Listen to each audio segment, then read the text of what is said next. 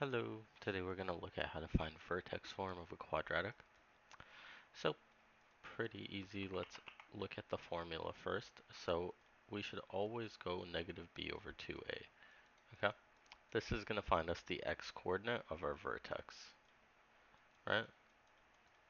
The x-coordinate of our vertex is also always going to be our axis of symmetry, right? So, if we look at a quadratic, no matter where it is, our x-coordinate of our vertex is always going to split the quadratic perfectly in half.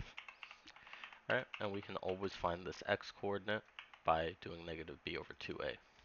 But then how do we find where y is, right? So let's look at it. Let's start a quadratic with maybe 2x squared minus 5x minus or plus 13.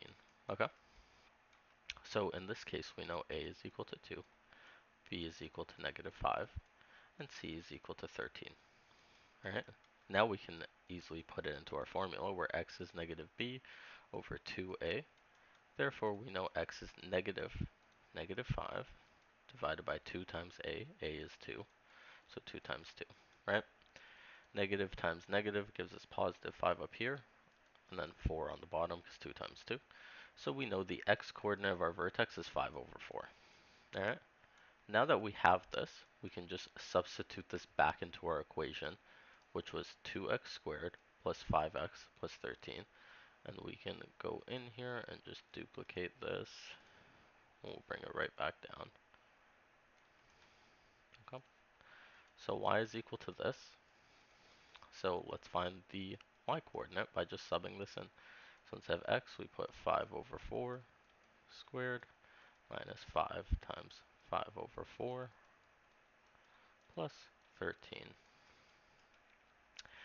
Okay, 2 times 5 over 4 squared is going to be 25 over 16 minus 25 over 4 plus 13. Then we have 50 over 16 minus, let's common denominator this, so multiply it by 4, so minus 100 divided by 16 plus 13. And we're left with 50, or negative 50 over 16 plus 13, or 13 minus 15 over 50 over 16, right? At this point, we can use a calculator, or you can common denominator both of them. It's completely up to you, but let's use a calculator. So 50 divided by 16, it's 3.125, so we're doing 13 minus 3.125, and we get 9.875. So now we have the x-coordinate of our vertex, which we solved for over here, and we have the y-coordinate of our vertex. So our vertex is therefore going to be at 5 over 4 and 9.875. Okay, so once we have our vertex, we can throw this right into vertex form, and I'll show you how to do that right now.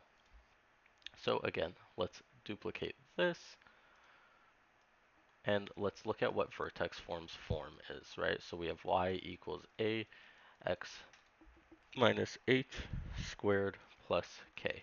Okay, so this value can be our k value, this x value, or our k value, all the same. It's just the axis of symmetry, right? So we can substitute that out and say x minus 5 over 4, because we're subtracting that value, squared.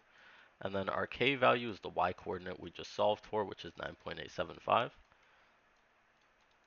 875. But now we are still missing a, right?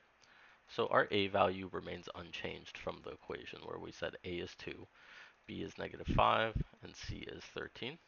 Our a value is still 2. So we can just go in, get rid of that, and throw our 2 in.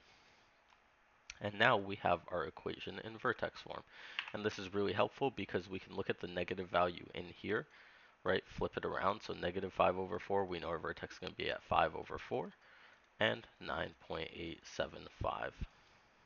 Our vertex is always at h and k when we're in vertex form. Alright, hope that helped. Make sure to go practice. Big thing to remember, plot out all your a b and c values, and then plug in the formula negative b over 2a. Once you have a number, plug it right back into our formula and solve for y. And that will give you your vertex, which you can use to plug into vertex form.